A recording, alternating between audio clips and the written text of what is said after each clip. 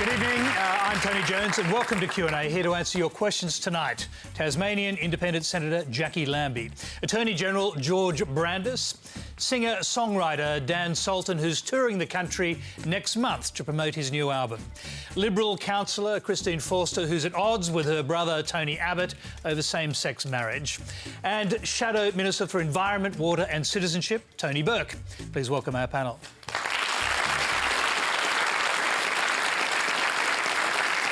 Our Q&A is live across Australia on ABC TV, iView and News Radio at 9:35 Eastern Standard Time. And you can stream us around the world on YouTube, Facebook and Periscope. Well, our first question tonight comes from Shannon Foster. Hi. Yes, I'm a Durrawal saltwater woman. My family is from the La Perouse area and Georges River area from here in Sydney. Changing the date of Australia Day is a subject that's really close to my heart and my family's heart. My great-grandparents, Tom and Eliza Foster, fought tirelessly in 1938 on the day of mourning march to change the date and to recognise that the 26th of January is actually a day of mourning, not a day to be celebrated. But my question to you is, many Indigenous Australians don't really recognise Australia as a notion at all. Do we need a national day of celebration? Dan Sultan, we'll start with you. Well, great question. And I just wanted to say I'm very nervous, so I appreciate your patience in advance. I personally think an Australia Day is a great idea. You know, I don't think it should be on that day. I think we should recognise the 26th of January for what it is, which is a day that started the ongoing genocide of our people, you know. I think there are many days throughout our history that includes everybody, and I think it's important that a day called Australia Day includes all Australians. The fact of the matter is that it doesn't include us, it excludes us, and it excludes anyone who has any type of sympathy or empathy towards our story, which is a hell of a lot of Australians. So to call it Australia Day is wrong. To recognise it, I think, is important because it's a big day in our history as a nation and a history as a people, as Aboriginal people as well. But I think there are other days. What day that is, I'm not sure. But, you know, there are plenty of great days in our country's history that we can look to call Australia Day, other than that, you know. Dan, you appear prominently in a music video that's sort of become a bit of an anthem of the Change the Date movement.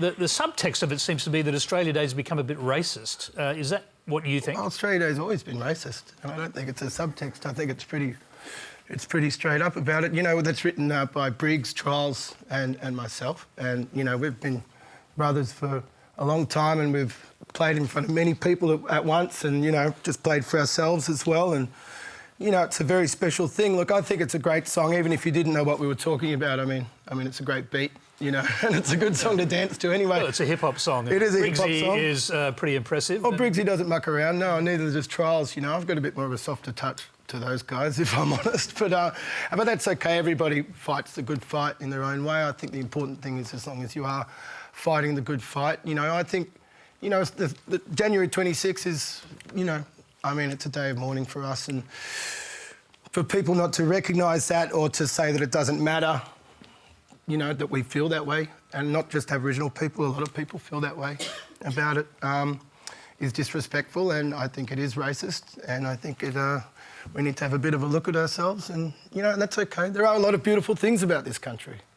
You know, a lot of great things that we can celebrate. You know, we don't have to look at that. We'll come to some of those in a minute, Dan. George Brandis, you've been listening to that. I mean, what do you think? Because it's obviously strongly felt. Well, I think that we should have a national day for a start. Almost all countries do have a national day, and then the question is, what day should it be? There is a natural logic about the 26th of January as the point in time at which the Australia we now recognise, modern Australia, had its beginning, without for a moment disrespecting the fact that for many millennia before that, by some reckoning for 65,000 years, there were Indigenous people living on this continent. The other point I'd make to you is this. Australia Day is about celebrating the Australian achievement. And we should celebrate the Australian achievement because this is a wonderful country. But it's also, and I think in more recent years, has also become a time for reflection as well, because obviously there are blemishes in Australia's history. There are things about which, like all countries, there are aspects of our history about which we should be ashamed. And on Australia Day, we both celebrate the nation, the good inclusive nation that Australia has become, while at the same time reflecting on those parts of our history that are dark passages. Well, George, you might I'll just say, like, Yeah, you know, the term dark passage in itself is a bit kind of, well, you know, that just says that dark automatically has a negative connotation. But anyway, we won't get right into that. But I think, you know, with Australia Day and think about, you know, the blemishes, you call them, in the past, I mean, you know, it was today and it's tomorrow. There's still Aboriginal deaths in custody, an alarming rate. There's still an alarming rate of suicide amongst teenagers in Aboriginal communities. It's an ongoing genocide. So for people to say, well, it was in the past, it's not. It's here now, today, and there's such a thing called transgenerational trauma, which is real and exists, and it happened today, and it'll happen tomorrow, and it will just keep happening. And we have to be more respectful of it, and we have to look at it and just look at it from an open, you know, and you say the inclusiveness of Australia, which I believe Australia is in a lot of ways, but to have a day named Australia Day on that day is exclusive to a lot of Australians, and it doesn't make any sense. It's a complicated issue, but also it's very simple as well. Does it include everyone or doesn't it? No, it doesn't. Don't call it Australia Day. OK, before I bring in the other panellists, we've got a whole range of perspectives on this from the audience included, and let's go to that next question, which is one of those different perspectives from Sue Garling. Both sides of my family arrived in Australia before 1810, a mix of convicts and free settlers. While respecting and embracing Aboriginal ancestry and diversity, having recently moved back from London, I'm surprised to find I'm in a workplace where colleagues converse all day, every day in foreign languages. On the trains, I'm surrounded by non-English speakers and buildings named in foreign languages with English subtitles. I'm really concerned that my 7 generations of family and Australian history is being pushed aside. How do we ensure the Aussie spirit and the culture that made this country great is not lost? Tony Burke, I'll start with you there. You might pick up on some of the other thoughts as well. Yeah, OK. Look, respect what you've described there, but I also think when we go back to that history, starting point at the beginning of that history, English was certainly not the only language on the continent, and a good number of those languages have been obliterated. So the starting point of everything being about English, I think we've got to be terribly careful of. I also think if you even get back to the simplest of economic arguments, what Australia has had a massive problem with in dealing with the world compared to lots of other countries is we actually are very bad at different languages. We have some of the worst rates in the world of people being multilingual. And it's actually our immigrant population that has given us a window to the world at the exact time that we need it more than anything. I mean, I often say to people, and my heritage, similar timeline to yours, only my ancestors would have liked to have spoken Gaelic, only that was illegal for a time here as well. People who have the gift of more than one language in this country know there's no such thing as translation. There's not a matching word in English for every other word. And I actually think if we consider what does a nation need, we're a nation that needs to foster people speaking more than one language, not seeing it as a problem. What about the original question about Australia Day, Tony Burke? I mean, do you have a position? Does the Labor Party have a position? Would it be prepared to accept these arguments that the 26th of January is the wrong date? Well, Bill Shorten has made it clear in the Parliament in terms of the date where it is, that, and quoting Linda Burney as well, a belief that that'll be there for some time. I think it's dishonest to pretend there's not a problem. And it's dishonest to just have sort of defiant speeches, how tough are we defending Australia Day? I'm not saying you just did this, but there are people who've done that. The way we observe a day does change over time. The way we observe Anzac Day now is fundamentally different to how we observed Anzac Day 50 years ago. To think that we now do things together with the Turkish government, the way it's become a rite of passage for people to go to Gallipoli, the way that people who didn't serve will now wear medals of their heritage on Anzac Day. Yes, but the opposite seems to be happening with Australia Day, and if you ask sections of the Indigenous community, you're hearing it on this panel, yep. You've heard it from the audience. I say two things. I say, in terms of that date itself, it must evolve the way that we observe it. It must evolve the way that we observe it. On the second issue, though, we need as a country to be able to find a day where the whole nation can celebrate together. I think that's an incredibly valuable thing, and we should be working to be able to achieve that as well. Jacqui Lambie.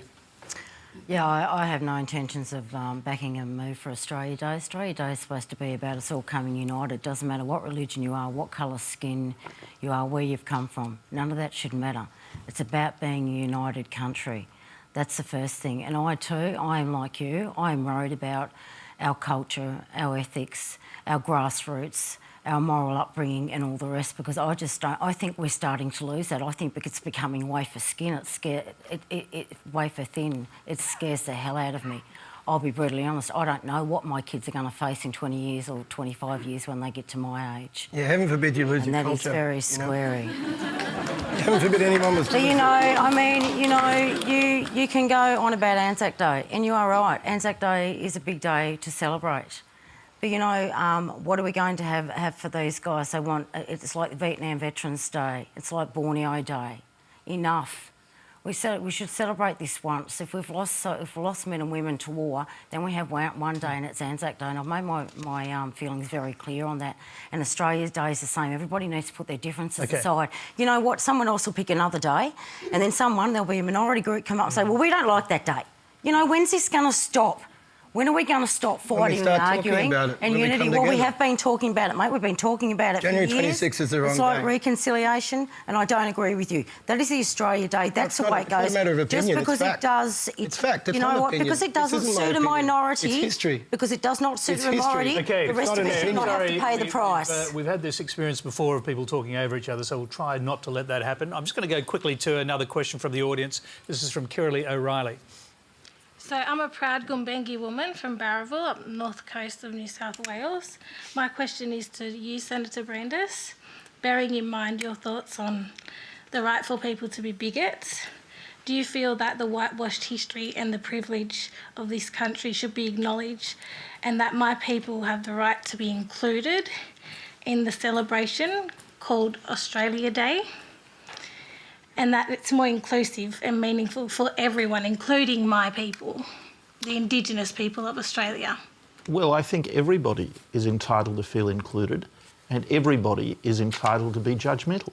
Everybody has their own views about Australia. Now, I happen to believe, and I think the vast, vast majority of Australians believe, that Australia is a fabulous country.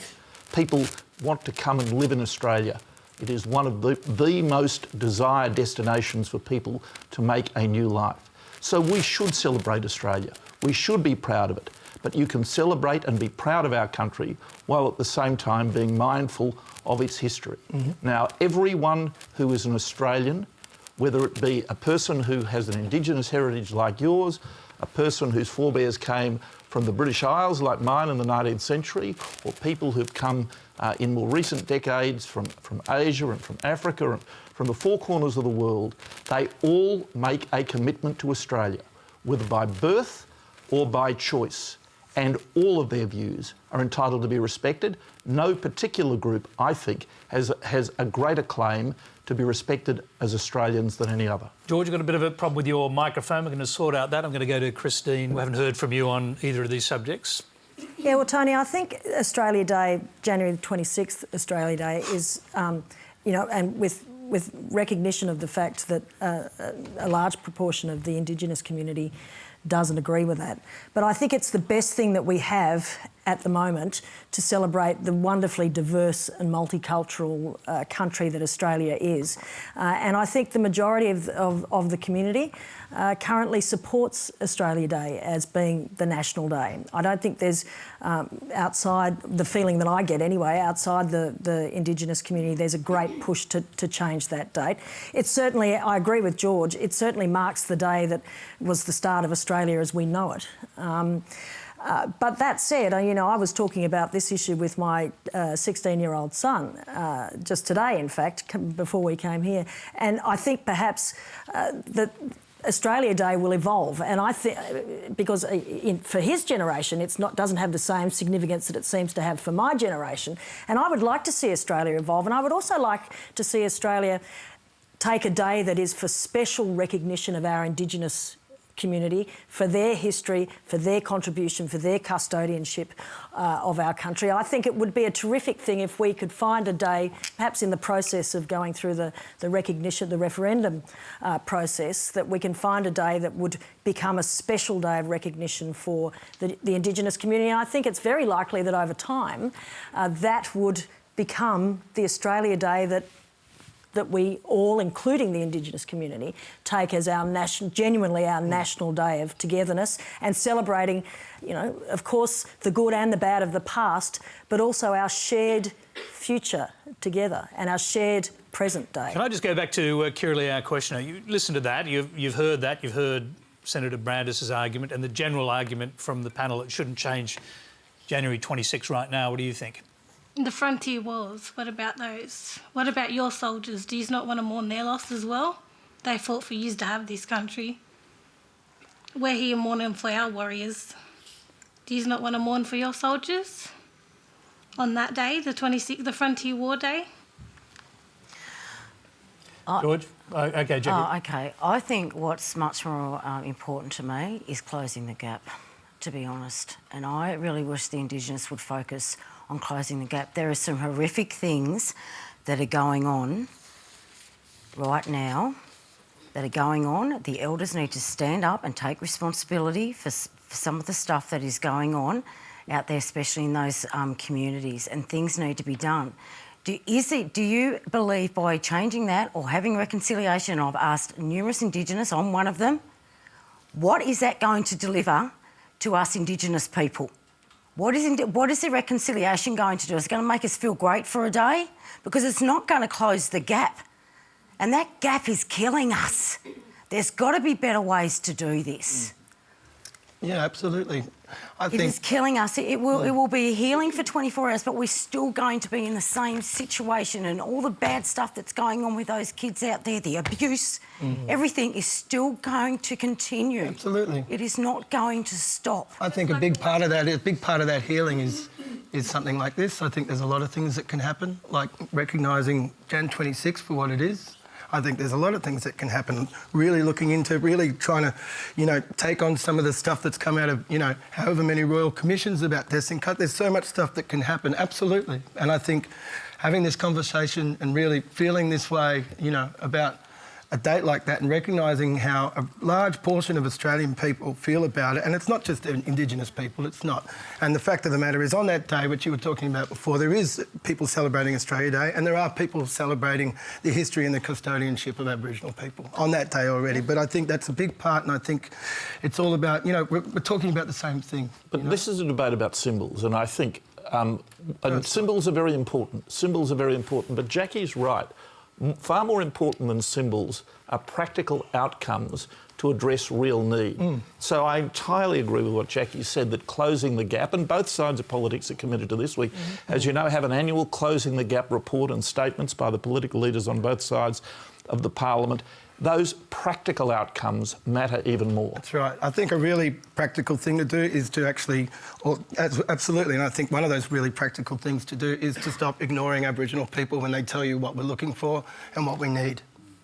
But nobody's ignoring Indigenous people. But we are being ignored. Well, you're not being ignored. Everybody is listening very carefully. Well, you're talking over me now after I've just said something. Well, this is me as an Aboriginal person telling you how an Aboriginal person feels, and you're telling me I don't feel that way. No, I'm not saying that. I'm saying that you're putting your point of view, and the entire audience is listening carefully to what you say. That doesn't mean we have to agree with you. Absolutely. OK, I'm going to move on to... well, actually, our original questioner has her hand up. I'll just quickly go to you. Go ahead. For Jacqui, why don't we put the money that we spend on fireworks on Australia Day into closing that gap?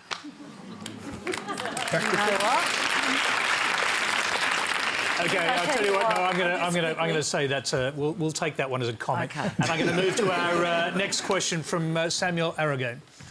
Yeah, just listening to this conversation makes my question a little bit more along those lines. It's just, I could just see divisiveness there, Indigenous. But my question was basically, much as I admire Stan Grant, couldn't he envisage that importing divisive American ideas on the rewriting of history would lead to the defacing of the Captain Cook statue? And should he not consider that someone equally as destructive might now disfigure memorials to the Indigenous warrior Pemulwuy, who, if we're going to take the literal history, killed and robbed settlers in the Parramatta area and the Toongabbie area? But you know what? We now have honoured him. We've named him one of those suburbs in his name. So should we really be taking that sort of a risk when we're trying to divide this country? OK, Tony Burke. Yeah, in terms of the statue issue with the Stan Grant comments, I think we just need to start, no hesitation, black and white. Anyone who was told that this nation was discovered by Captain Cook was told something that is factually untrue. Just factually untrue. So, Tony, the obvious question then, do you agree with Stan Grant that inscription on the Captain Cook statue should be changed? I think there should be an extra inscription beyond it, because it is also a part of our history that I am not proud of, that for a few hundred years kids in school were told that he did. And while I am not proud of that part of our history at all, that we were told something that was so demonstrably untrue, I don't think we should pretend that that never happened. But I do think underneath it, we should tell the history and tell it honestly. And that's not rewriting history, it's telling history that we refuse to tell for generations. Well, Tony, I don't know what they taught you in New South Wales schools, but I can tell you what they taught me in Queensland schools, and that is that James Cook was the first European to discover the east coast of Australia. And that is true. I'm just going to jump in there. George Brandis, ask you whether you agree with your Prime Minister's point of view that the movement to change the inscriptions on these statues and the subsequent graffitiing of some of those statues was an act of totalitarianism equivalent to Stalinism. Well, I do agree with what Malcolm Turnbull said. It was a disgusting thing to do. It was an act of vandalism. But the broader point that he was making, that I very strongly agree with, is that one of the things that authoritarian or totalitarian regimes do is they try to destroy history. Stalin did that, Mao Zedong did that, Pol Pot did that, George Orwell warned against it in his novel 1984. It is absolutely a standard practice of the totalitarian mindset to destroy history. Now, the fact is that each generation writes history according to the standards of its own time, and as Malcolm Turnbull said, it would be as useful to destroy the books in the Mitchell Library written in the late 19th century because they represented the point of view of that period as it would be to deface statues erected at that time. Of course, we reevaluate, we learn more about history with each generation, but that doesn't mean that we should disrespect those who came before us. Dan Sultan. Yeah, well, yeah, I agree. Absolutely. I mean, this is what Aboriginal people have been dealing with, since the 26th of January. Anyway, yeah, look, I'll just, to your point, sorry, I've forgotten your name, sorry. I'm Sam. Sam, hi. I think the notion that this is an American ideal, is ridiculous. Civil rights and human rights is an issue around the globe and has been here. My people have been fighting the good fight for a long time. One of my elders from Kalkarinji, Wave Hill, is Vincent Linyari, who led the Wave Hill walk-off. That's my grandfather's country. That's one of the greatest historical events in civil rights history. I'm very proud of that. I'm very interested in that as an Australian, as someone who is interested in that type of history, as someone who considers himself a humanitarian, a humanist, and, someone who's socially conscious. I'm interested in that as an Aboriginal person. I'm interested in that as someone who's from there. And I'm also interested in that as a musician, because there's been some great songs written about it as well. So I'll just say it's not an American idea, this, What do you think about change? What do you think about Stan Grant's notion of changing the inscriptions on those statues? Well, Stan is someone who I've got a lot of respect for. He also did say that he thinks the statue should stay. I personally think it should stay because it's a part of Australian history. you know, but also, you know, you're talking about sort of freedom of speech and the right to be a bigot, and, you know, why doesn't that extend to people writing, you know, no pride in genocide on a statue, and if anyone is offended by someone saying that there's no pride in genocide, then that's, you know, that's a little bit crazy as well. I agree, I'm not a vandal myself. And I wouldn't go and vandalise a statue personally, I wouldn't, you know. But at the same time, I can see how some people can be frustrated, you know. It's a very passionate issue and people care very much about the history, and there isn't one or two sides of history or an alternative history. There's only one history. There's only one thing that's happened in the past, and that is the history that's happened, whether people have been taught about it or not, you know. And you know, I think it's important to keep it there, and I think it's important that people know about it. But for it to be celebrated, I'm going to throw this around the for it to panel be celebrated is not necessarily a positive thing. Christine. Yeah, look, I don't agree with changing the inscriptions on our existing. What about adding to them, which is Tony Burke's idea? No, I don't think it's necessary. I think those statues reflect the history and the culture of the time that they were erected, and I think that should be respected. But that's not to say that we can't, you know, reflect the current thinking of today with new statues and monuments. You know, that has already happened in Hyde Park with Unimaginme, you know, which is the memorial to the Indigenous, the contribution of the Indigenous servicemen and women, which has been erected just by the existing Anzac Memorial. And so that reflects the, you know, the current view of the world. It was only dedicated a couple of years ago. So we can add to our story, add to our history, reflect the current thinking of where we are as a nation with new monuments, more of them, I say, more monuments to women, more monuments to our Indigenous figures in history and warriors. Great, let's do it and reflect us as the diverse nation and wonderful nation, united nation that we are now. It's interesting, you know, Christine, that we're not very big on public statues in Australia. You go to European capitals or American cities, there is much more celebration of the great figures of the past than is common in Australia. I mean, and I completely agree with you. I myself would love to see a statue of Neville Bonner, the first Indigenous member of Parliament, given pride of place in Canberra or in Ipswich, perhaps, where he came from. But you know, that's an example of an Indigenous person who became an absolute pioneer in our democratic system, the system that we trace back to the 26th of January 1788. Jacqui Lambie. Well, first of all, don't vandalise property. That's just a no-go. Here we go, just talking about watering down our beliefs and all that sort of stuff and doing the wrong thing in life. That's not the way forward. If it is wrong and it is not written right in history, then the plaque remains. Another plaque should be added so people know the truth. And that is what needs to be done, and that is the truth of the matter. So you're with Tony Burke on this, add another plaque? Absolutely. Leave what was there, but make sure that the truth is now told. So if that is not telling the whole truth, then we do the right thing. We lead by example. We put in another plaque and we tell the Australian people the truth so that our future generations know the truth. And that is the right way to do things. OK, we're going to move on to other subjects. Got a lot of questions tonight. Remember, if you hear any doubtful claims on Q&A, let us know on Twitter. And keep an eye on the RMIT ABC fact check and the Conversation website for the results. Now, the next question comes from Glenn Ball. Hi, my partner and I have been living together for 27 years, and we don't live in this mythical thing called a gay community. We live in a community like everyone else in this room and everyone outside in the broader suburbs of Sydney.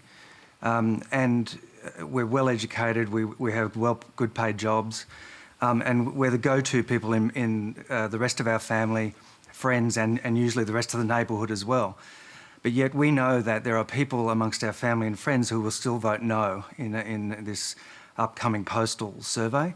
So my question really goes to Christine. How do you cope with a family member who not only is probably likely to be voting no, but actively campaigns against your lifestyle? Oh, I think he's guaranteed to vote no. And I think he quite freely admits that. I think the point about Tony and I is we are family, we're siblings. I don't know a family that agrees on everything all the time. He and I have agreed to disagree on this, and we respect each other's opinions and we get on with our respective campaigns at the moment, because that's what we're in. Where he's on one side and I'm on the other side. But do you find it hurtful, the sort of things that he says? Well, no, you know, we're siblings, and family relationships, I think, generally speaking, transcend politics. You know, I disagree with my parents about loads of things. I disagree with my sisters, just as I disagree with my brothers. Don't think that's unusual in your average Australian family. But you know, obviously. We are in a discussion now, a conversation, hopefully a respectful conversation. And the one thing that I think Tony and I do reflect is that degree of respect for each other. And that at the end of the day, we'll still be family, we'll still love each other, and we'll continue to live together. And that's where I think we have to approach this current discussion and this current process of you know, postal plebiscite. This is a really, really important thing for many people within the community right now, today. It's a really important thing for the next generations of Australians, you know, many of whom are young men and women who are coming to terms with their sexuality, their futures, their prospects for the future. Will I have the same opportunity to enjoy the same lifestyle, the same status relationship as every other Australian? That's the question we need to be thinking about right now. Not about whether, you know, the Abbott family's having a fight. Let's think about the big picture here, the really important stuff, because it's a very important question for Australia. And I'm really hopeful that if, despite the fact that there's been a lot talked about the merits, yes or no, of a plebiscite process, I think it does offer Australia the opportunity to have its Ireland moment, for it to deliver a resounding yes from the community and give us a moment, a seminal moment in our national history, which will be defining for all of us. It'll be the point in time where we say that we recognise that every single Australian is equal before the law and should be recognised as such, and we embrace that as a country and as a community, and we can move on from there. Now, Christine, I hate to bring you back to the family feud, but your brother Tony says he's worried there will be moral bullying ahead of the vote against people who oppose same-sex marriage. Well, I don't think. Look, I'm not bullying anyone, you know, and I think it's unhelpful for either side to name call. You know, you get bully from one side, bigot from the other side. That is just not helpful. It's not constructive discussion. We're having a conversation. We're having a national conversation. There are differing views, and there are people at both sides, on both sides of this argument, whose view will never be changed, and that's okay. It's a reality of life. It's a reality of modern societies, but it's also, you know, it's reflected in our democratic process. You know, a certain proportion will vote no. A goodly proportion, I hope a strong majority will vote yes, and that will give us the basis of a coming together and being able to move forward in, you know, as a country that accepts that this is the reality that we've embraced. Tony Burke, you struggled with your conscience over this issue for some time before you came to a conclusion. Do you respect Tony Abbott's position in this debate? Oh, that's the view that he's got. And my concern, and so you didn't say I should clarify I'm voting yes. You only decided that a couple of years ago. That's right, that's right. The first time round, when this was before us in the Parliament, there'd been a vote of the Parliament asking everyone to consult with their electorates, and there'd been a big push for everybody to represent their electorates, the theory being if everybody did that, then a yes vote would get through. There are a series of us in the Labor Party in my part of Sydney where our electorates, on balance, come out with a no vote. And so we reflected that in the Parliament that time round, and I waited until it got to before an election where I could go to the electorate with a statement saying, if this comes up again, I'll be voting yes, which I think was, you know, in the circumstances, the logical way to work through it. My concern with all the extra processes that we've got is just the longer this debate goes on, I believe the uglier the debate will become. And I think what Christine said is right. There's been, most of the focus has been on the anger that's being directed against same-sex couples. It is also true there are people of faith who get some pretty awful bigotry during this as well. And my sense is, if the purpose of the debate ultimately is to achieve equality, I don't see why we have a hurdle to jump that we don't put in place for any other law in the nation. I don't see how the pathway to equal is a hurdle that would never otherwise be there. So I wish we'd get on and do it and have the vote in the Parliament.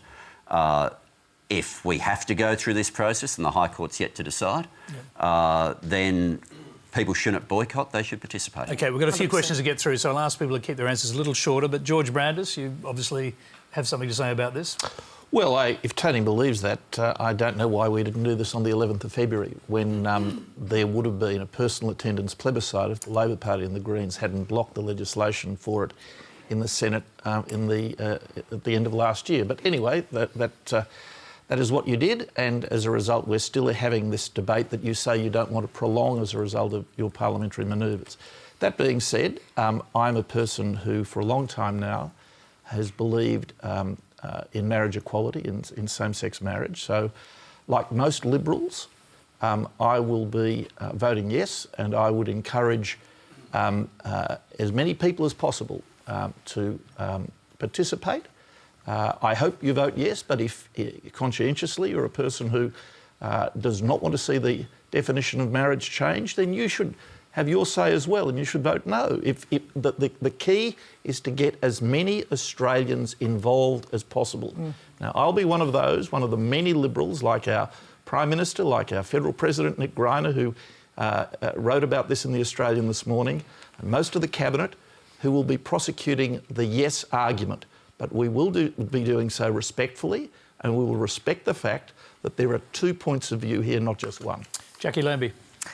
Well, I have to say, for the last 4 months, not one person in Tasmania, and I've spent a lot of time at home in the last 4 months and going around Tasmania, wants to even talk about this. This is what blows me. They want to know about their electricity cost. My age pensioners want to know when they're going to get a pensioner boost. The kids want to know whether or not they're going to be able to afford their university fees. They're wondering how the hell they're going to put food on the table. That's what I'm getting from Tasmanians. But this is the question that I have, and even when I spun it around, I thought, you know what, I'm just going to go and ask this question for a few hours on the street. Nobody wanted to answer the question. They didn't want to talk about it. It was just not on the agenda whatsoever. So even when I put it out there, which that's what I'm getting from down there. That's the first thing. The second thing is with this is I've been quite adamant, and people know where I stand. I'm not for same-sex marriage. I believe marriage, the word marriage, is between a man and a woman, and that's where I stand. However, I'm not going out there on either side. I think people are big enough. This has been going on for long enough to take their vote. My biggest question would be is this. Whatever my Tasmanians want, that is the way I will vote. I want to know whether the Liberal and Labor Party, if that's the way their electorate votes, or that's the way their state votes, whether they're for or against that, are they going to vote with their electorate in their state, or are they still going to vote with their own standing? Because that's the question that needs to be asked, because otherwise this has been a whole waste of time. Well, just ask George Brandis if it'll be clear from the postal vote what different regions vote, and would you accept that certain MPs are going to, and senators are going to, decide to vote based on what their region suggests? Well, that'll be a matter for them. If there is a yes vote, there will be a national total, and then that will be disaggregated. You're right. If Australia votes yes by majority, then the Prime Minister has said that the government, before the end of the year, will facilitate debate on a private member's, or will probably be a private senator's bill, to give effect to marriage equality, and for the government that will be a free vote. So it's a matter for them. But having said that, let me make this very clear. I believe that if there's a yes vote, there is such a strength of feeling in the Parliament now on both sides in relation to this issue that there is no doubt in my mind that such a bill would pass. All right, we'll come back to what that bill might be like. We've got a couple of questions, other different questions on this. One from Yusra Hardy.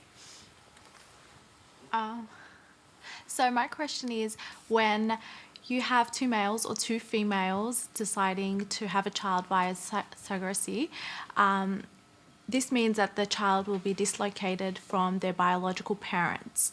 If same-sex marriage is legalised in Australia, then children being raised by same-sex couples will also be on the rise. Now, my concern is with the children and their rights with their biological parents and their relationship with their biological parents. Although they may not have they may not have the choice right now, but sooner or later they will question that relationship. How can you assure that legalising same-sex marriage in Australia will not have negative implications on the future of a child in this case? Christine, we'll start with you because you are in a same-sex relationship and you have children. Yes, we have 6 children between us. Look, I'm not sure it was anything clever to do with me, but they are beautiful kids, all of them. Look, I don't think that there's any thing to indicate necessarily that legalising same-sex marriage would lead to an increase in same-sex couples having children. They already are having children. They're already bringing up children in loving, safe, secure environments, which I think is what a child needs most. They need loving parents, safe home environments, feelings of security, feelings of belonging, feelings of being loved. And that's, in my experience, what same-sex couples provide for their children, just the same way as heterosexual couples provide that. The sexuality of the parent is not the important thing. The important thing is the quality of the parenting. And whether or not...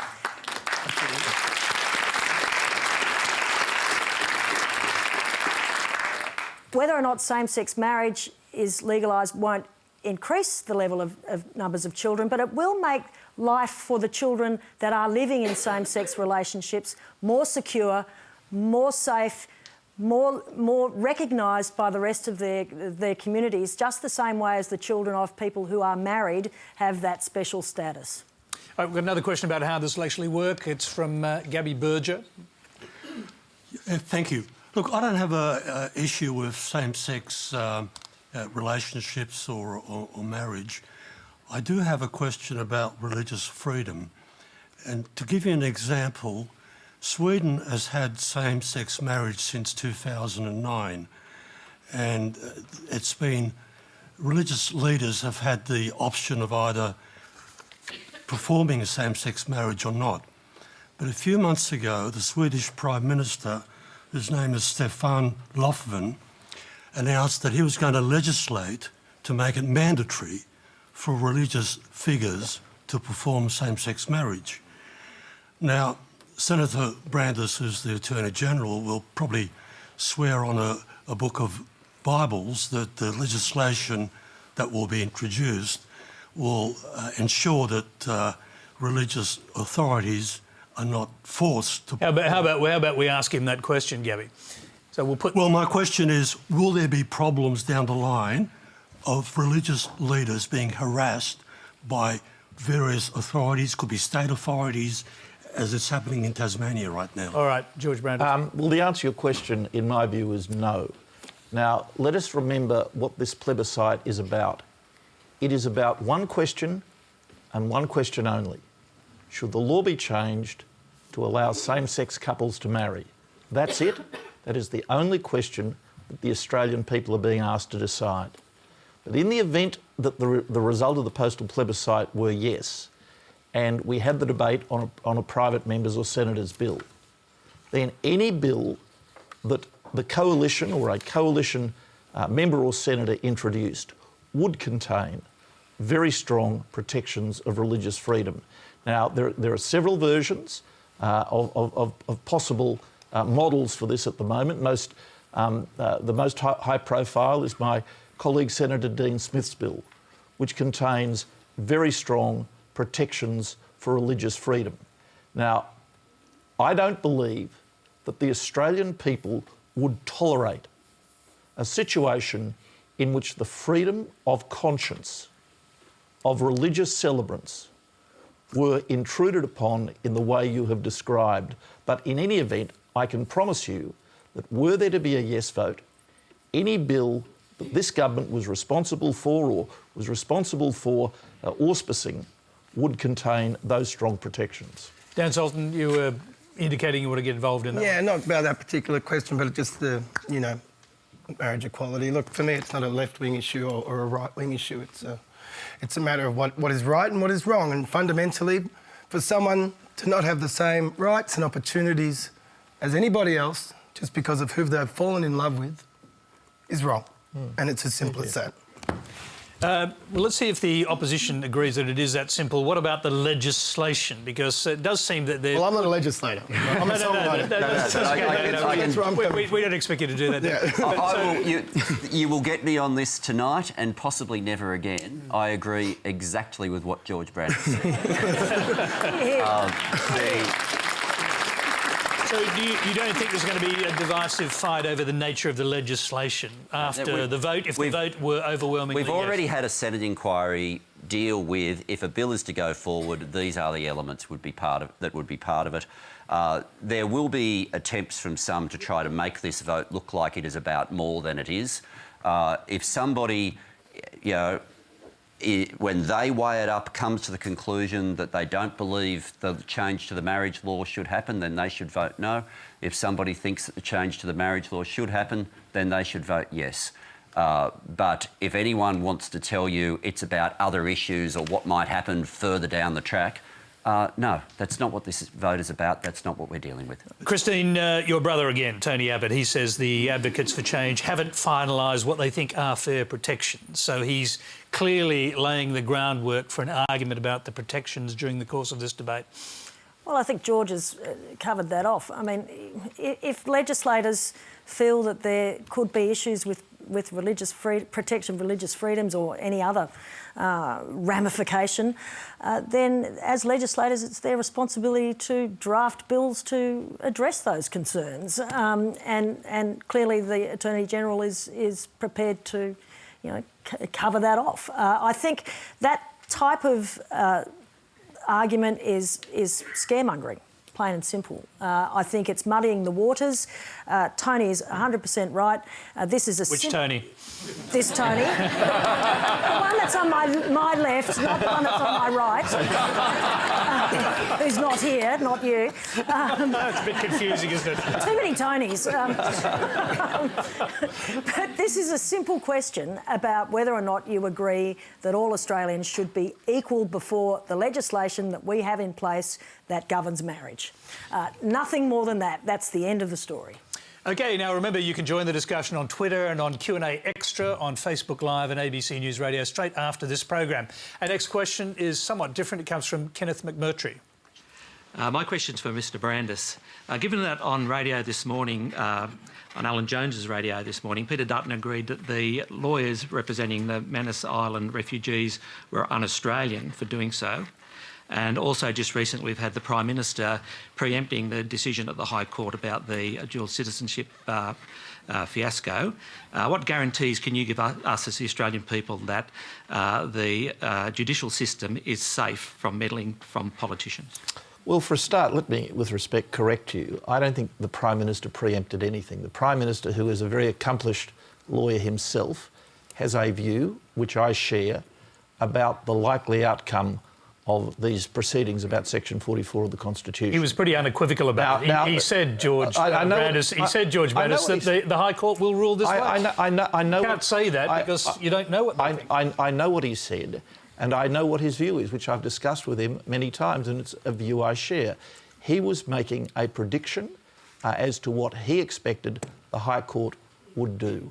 Now, you know, the High Court will do what the High Court will do. It won't be told by politicians, by Prime Ministers or Attorneys General or anyone else what it will do. But the Prime Minister, as an accomplished lawyer, and other members of the government, for that matter the opposition as well, are perfectly at liberty to offer their view about what their expectation is, having regard to the state of the law, and in particular the most recent time when these matters were discussed in the Sykes and Cleary decision. So let me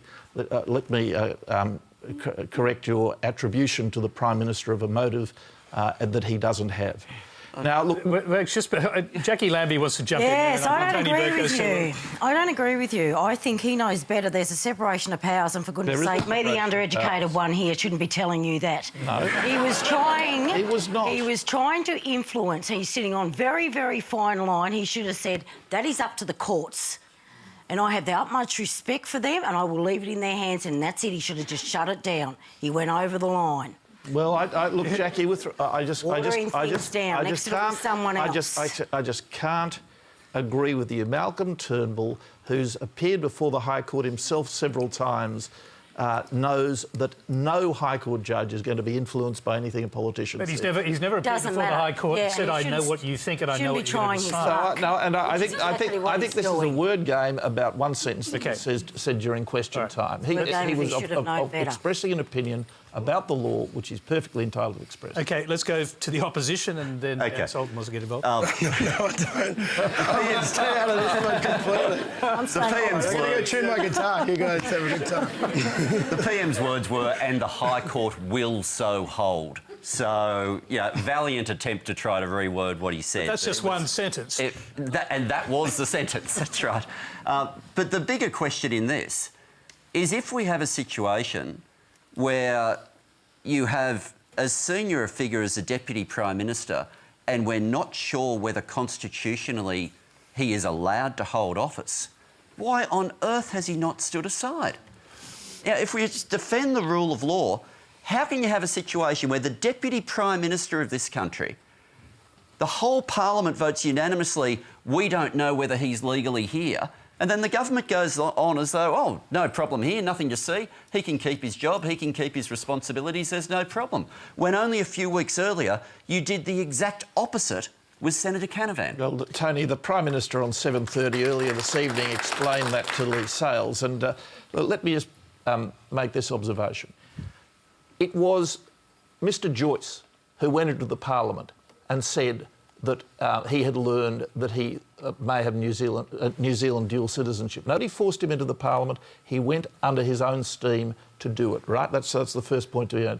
Secondly, the government took legal advice from the Solicitor General, and on the basis of that legal advice, it arrived at a view informed by that advice. George, I'm going to interrupt you there because I've got a question on that very issue. It's from Bill Palmer. Thanks, Tony. Well, my question does follow on straight from that. The Prime Minister says that everything's OK because he has the opinion from the Solicitor General that it's OK. But in order for this matter to pass the pub test, shouldn't this Solicitor General's opinion be released? Governments never release legal advice. That's a very, very long-standing constitutional principle observed by both sides of politics. Not 100% true. I did it under pressure from you guys on the Murray-Darling. I went back to the solicitor and asked for advice in a form that could be released. So you redacted some of the original advice? I asked for, and I said it was all public, it was all But you don't dispute the proposition I've just put, do you? No, in terms of the full original, I agree, but why can't we receive something from the Solicitor General that explains why it is that this government is willing to say, point one, we don't know if he's legally there, point two, nothing to see here, nothing's changed? Well, look, perhaps I can offer this thought to you, sir. The written submissions of all the parties, including by the Commonwealth, will be filed in the High Court and they will be public documents and able to be read on the High Court's website. So I think the submissions that will be filed will give you a good insight into the government's thinking. George, quick question. What happens if the High Court rules against you? Well, I'm not going to entertain a hypothetical. I'm not. I mean, you're chastising the Prime Minister. Your audience member over there was chastising the Prime Minister a few moments ago for making predictive statements. So I know what the legal advice is. I agree with it, and I agree with the Prime Minister. But nevertheless, I'm not going to entertain a hypothetical about what may or may not happen in an event that I think is unlikely. But you don't have a plan, a contingency plan, if the High Court goes in the direction the Prime Minister disagrees with? Well, in the event that, for example, Mr Joyce were to be found to be ineligible, which we are not expecting, but in that event, then obviously there'd be a by-election in New England, and I think Barnaby Joyce would win a by-election in New England in a canter. And what does it mean for the legislation that's passed by a nothing. majority of one? No, it means nothing because It means nothing. People lost their penalty rates on that majority of one. From a legal point of view, it has no effect at all. And if you lost your penalty rates, it's a big effect that has happened from a government that doesn't know whether it's operating. Tony, I know it's in your interest to try and make political mayhem out of this. The fact is, from a legal point of view, it makes no difference to the passage by the Parliament of the legislation. That is a well-established legal principle. OK, let's move on from political mayhem to our next question, which is from Ross Hughes. Senator Brandis, your response to the Burke stunt in the Senate was passionate and refreshingly honest. Why aren't there more politicians who respond authentically to things like that? Well, thank you for the compliment. But I think if you watched Parliament, not just question time, by the way, but other times of the parliamentary proceedings, every day you would see politicians from all points of view being passionate about a great variety of interests. I know Jacqui here is very, very passionate about the interests of veterans. That's one of her great causes. I don't sit in the House of Representatives, so I don't know what Tony's passionate about, but I'm sure he's passionate about some things. I would like to think that he is. Penalty rates. Penalty rates. So I think one of the great things about our parliamentary institution is that it brings together every point of view under the sun, and the people who have the privilege of being exponents of those respective points of view do feel passionately about them. I want to ask the only non-politician on the panel, Dan Sultan. What do you think about the authenticity of our political class? Well, you know, not much, really. If I was to be authentic about it. But, you know, in saying that, you know, I am a realist as well. I'm an optimist and a realist. I don't think they're two mutually exclusive things. I know people have jobs to do and they need to be very careful in how they go about it and word things. I can write a song and I can put it out there and people either buy the record or they don't. You know, I realise people in public office have to, you know, be very diplomatic and have to really think about what they say, which can then kind of go around it a bit. But if I'm honest, no, I don't think there is. You know, sometimes it just kind of, you just chase your tail. I actually have a lot of respect for Jacqui because I think, although I don't always agree with you and always agree with her, I think she's great, you know, and the way she goes about it. I think most of the time, I think she's got a very good heart and I think she wears it on her sleeve. And whereas you see some other politicians who in other countries, which we won't name right now, who might wear their heart on their sleeve, but they're not very nice people. So it can be pretty disastrous. Let's not take us back there. Let's not go back there. But, you know, no, I don't think much about the authenticity around it. But, you know, I agree. I think that was very refreshing, what you did the other day. And I think someone like Jacqui and, you know, but I think Pauline's pretty authentic, but she's also, in my opinion, which is just a terrible opinion, which I believe happens to be right, is that she's a terrible person as well. Jacqui Lambie. Jacqui, did you join the standing ovation that George Brandis got on at least part of the Senate when he rebuked Pauline Hanson for the Burke stunt? Geez, Tony, I like to spend most of my time in the sensible area, and that's outside the chamber, I'll be honest with you. No, so I actually wasn't in there during that time. What do you think about it? Look, she could have made the same point by wearing a balaclava or a motorcycle helmet in, and I can tell you now, the Senate is a place of respect. You may not always agree with each other, and I think we have to be really, really careful there. I believe we have a great president. I'm very fond of the president that's in there, and he gives us a fair bit of leeway. That means we get away with wearing me for the kangaroo scarf that I've worn in there once, not through celebration matters. But, you know, and sometimes there's an odd hat, go in there trying to get your point across, but it was just taken way too far. It is not a house of kindergarten, all right? It's not a chamber of kindergarten. And I just think the stunt went way too far and it was uncalled for. And it certainly is not going to help her cause, I'll be brutally honest. In the same breath, I say this, it is very much in your face when you are wearing a burqa. There is no doubts about that. We don't see a lot of it around Tasmania and we certainly don't see it on the northwest coast. But I remember going to Seawell with my son middle of last year and that's the first time he had come face to face so close. And he was as white as a ghost. It was very, very confronting for him. So, you know, there is a problem out there and it needs to be discussed, but the way it was done in the Senate is not the way to do that. George Brandis, what are your security advisors telling you about the possible consequences of that stunt? Well, as I said in answer to the question, each of the 2 Director Generals of ASIO that I've worked with and each of the 2 Australian Federal Police Commissioners that I have worked with have been very, very emphatic that one of the key sources of information that enables them to detect and prevent terrorist attacks is the Islamic community, because that community is a victim of people who are, you know, evil people who are agents of ISIL and other Islamist terrorist cells who move in that community to try and pick its, to recruit and pick off its vulnerable, particularly its vulnerable young. And that community, for that very reason, has a need to cooperate with the authorities, and the authorities need their willing cooperation. And anything that damages that level of cooperation, anything that might make a marginalised person within that community feel more marginalised, is a dangerous thing to do. And that, to be honest, Tony, is why I was so angry when I answered that question, because it was the very thing we shouldn't be doing. No, because what you're doing is you're shutting down intelligence, and if we can't get that intelligence, then we are going to have more terrorist attacks. So it's a very fine line. We've got to be very, very careful. We've stopped 13 terrorist attacks in Australia since September 2014. Some of them, 12 of them, were attacks inspired or encouraged by Islamist extremists.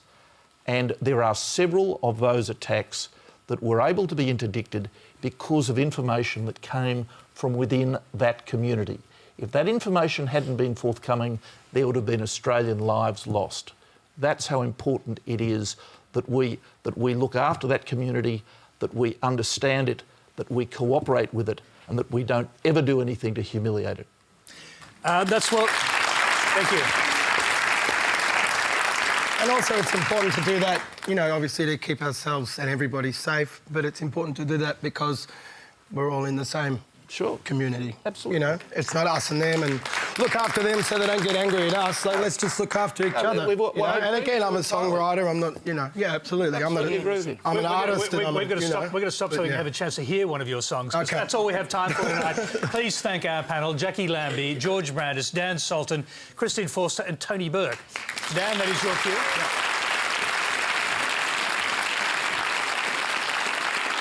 Thank you, and remember you can continue the discussion on Q&A Extra with Tracy Holmes and senior writer at The Australian, Paul Cleary. They're taking comments on ABC News Radio and Facebook Live just as soon as we finish. Now, next week, Q&A will be live from the Melbourne Writers' Festival with Indian diplomat, politician and author Shashi Tharoor, who argues Britain's occupation of India exploited and impoverished his country. English feminist firebrand and gonzo journalist Laurie Penny. The first Aboriginal novelist to win the Miles Franklin Award for Literature, Kim Scott. The director of the Lowy Centre for International Relations, author and essayist Michael Fullilove, and Asmani Al-Katabi, the founder and editor of Muslim Girl, the most popular platform for Muslim women's voices in the United States. We'll end tonight with Dan Sultan performing the song Kingdom from his new album Killer. Until next week, good night.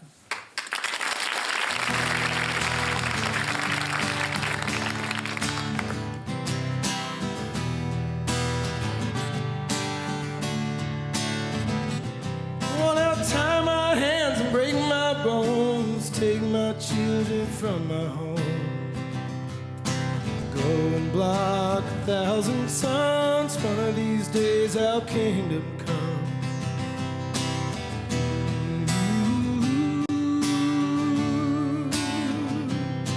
Now made a bed in which we lie, pretend that we don't hear mothers cry. Led by leaders we deserve, all our penance we will serve. And I'm waiting for the kingdom. And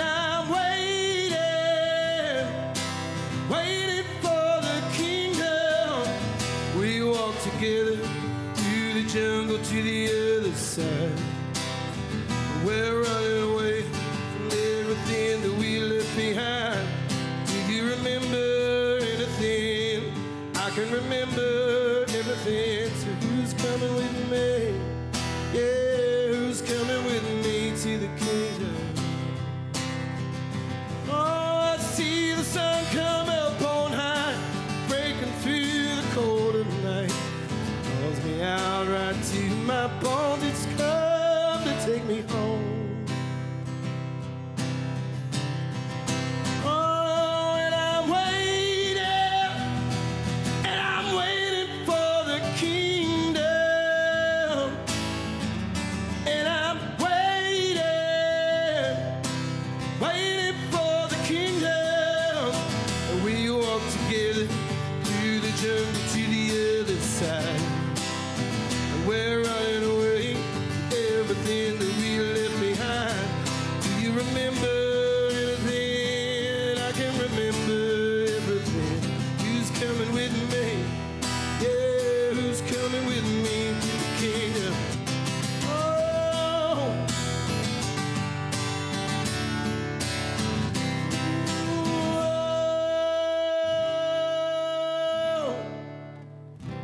That's why I'm waiting.